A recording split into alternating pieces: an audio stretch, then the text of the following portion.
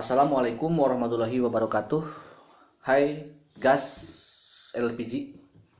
Jumpa lagi di materi demokrasi. Mengapa muncul demokrasi? Tentunya ini tidak bisa lepas dari sejarah peradaban barat, khususnya Yunani kuno. Karena di sisi bahasa pun sebenarnya kan itu diambil dari bahasa Yunani ya. Demos dan kratos, yaitu pemerintahan dari rakyat, atau istilahnya adalah government of the rule by the people,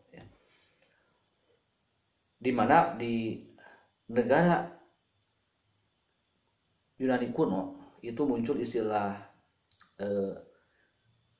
city state, yaitu negara kota, walaupun masih dalam tataran yang sederhana, tetapi masyarakat Yunani kuno itu telah melibatkan rakyat dalam kekuasaan, dalam pemerintahan, yang itu tidak bisa dialami oleh konsep negara yang lainnya, terutama di negara yang berbentuk kerajaan, karena yang berkuasa hanyalah seorang raja. Itu kenapa muncul demokrasi di awal gitu. Jadi bangsa Yunani kuno telah menggambarkan kehidupan yang modern ya, di masanya. Tetapi setelah memasuki awal abad Masehi, di abad pertengahan khususnya, gagasan demokrasi itu lenyap seketika karena mengalami masa feodalisme ya. Seluruh dunia itu cukup lama feodalisme itu. Apa itu feodalisme? Adalah sistem kekuasaan yang dilakukan oleh raja. Kemudian setelah feodalisme itu mengalami permasalahan ya, bahkan peradaban barat itu seolah-olah tenggelam dengan disebut dengan zaman istilahnya the dark age atau masa kegelapan, abad kegelapan ya. Pada memasuki 1500 tahun selanjutnya, abad ke-14, 15, 16, itu bangsa barat mengalami kebangkitan dengan munculnya Renaissance dan humanisme. Itu berdampak pada seluruh kehidupan sebenarnya, bukan hanya kehidupan pemerintahan, tetapi teknologi, ilmu pengetahuan ya. Dan yang uniknya lagi di sini adanya kebangkitan bangsa Eropa itu juga mereka di latar belakangi oleh romantisme. Kembali lagi ya, romantisme masa Yunani kuno. Karena di era Yunani itu bukan hanya demokrasi yang muncul, tapi ilmu pengetahuan pun itu kan muncul di sana ya.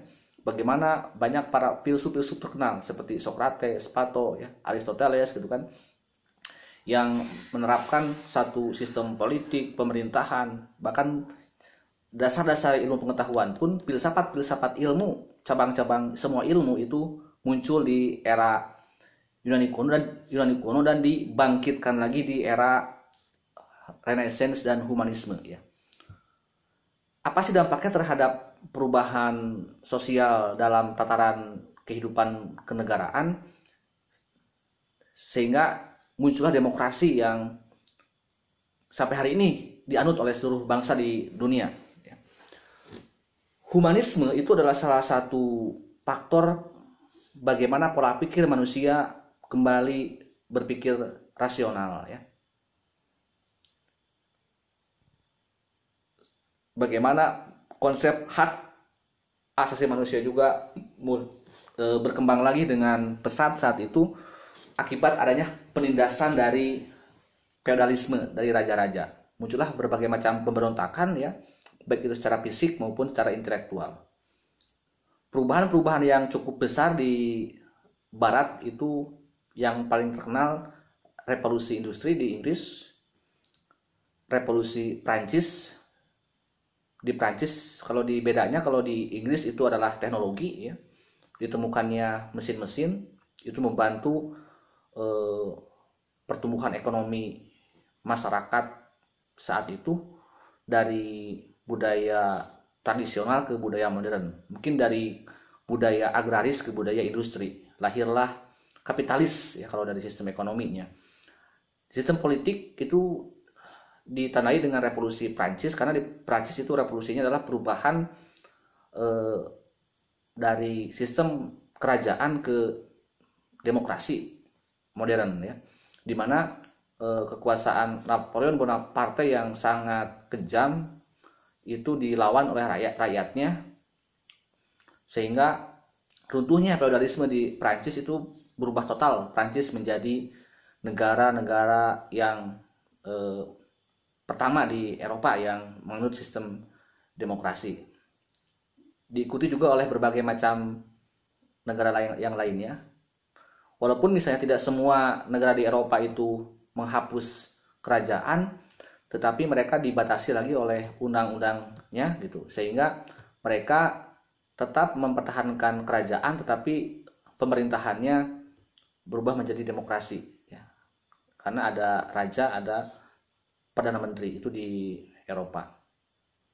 Kemudian juga 1776 itu muncul negara yang saat ini menjadi negara mbahnya demokrasi ya, yaitu Amerika Serikat tentunya. Konsep demokrasi Amerika itu dikenal dengan demokrasi liberal ya, demokrasi bebas.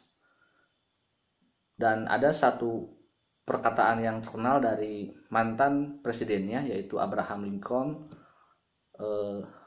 bahwa demokrasi itu adalah from the people, by the people, dan to the people ya, dari rakyat, oleh rakyat, dan untuk rakyat.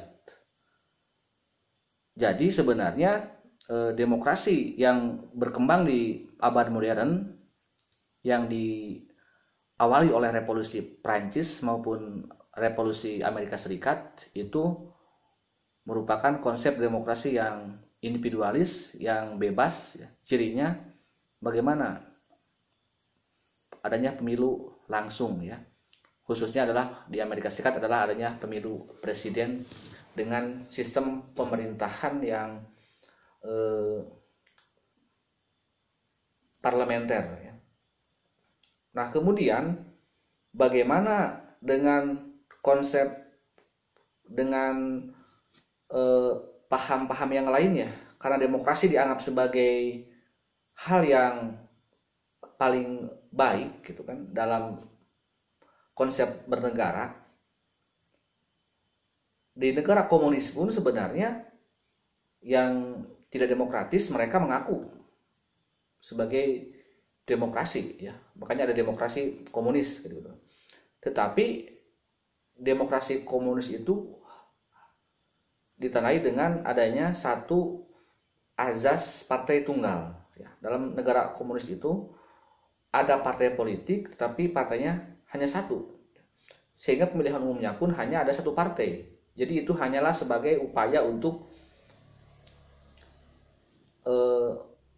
melibatkan rakyat ya, nggak ada lawan ya. Beda dengan demokrasi liberal di Amerika Serikat itu ada lawan ya. Di Amerika kan dikenal dengan adanya dua partai besar ya, Partai Republik dan Partai Demokrat yang selalu bertarung setiap 4 tahun sekali. Apalagi kalau pilpresnya ya, Donald Trump kemarin dengan Hillary Clinton, dulu juga Obama dengan dari Partai Republik lawannya gitu. Itu selalu ada perubahan-perubahan konstelasi politik yang berbeda-beda, karena budaya Amerika Serikat adalah budaya bebas, budaya individual. Sementara dalam negara-negara komunis itu tidak seperti itu ya. Jadi hanya menjadikan rakyat sebagai alat untuk mengantarkan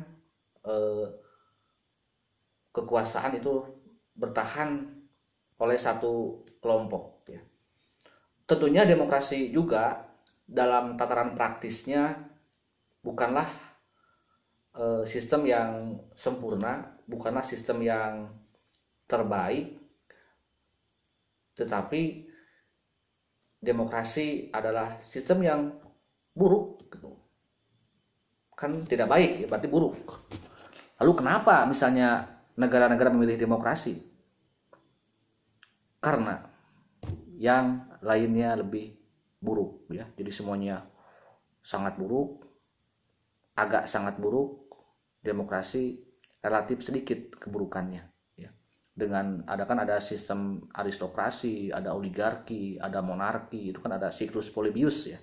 Dan demokrasi dianggap yang paling baik diantara ke semua konsep-konsep dalam pengelolaan negara. Oke, guys, LPG sekian dulu untuk materi demokrasi. Nah, nanti berikutnya kita akan lanjut ke bagaimana demokrasi di Indonesia. Jangan lupa like dan subscribe. Assalamualaikum warahmatullahi wabarakatuh.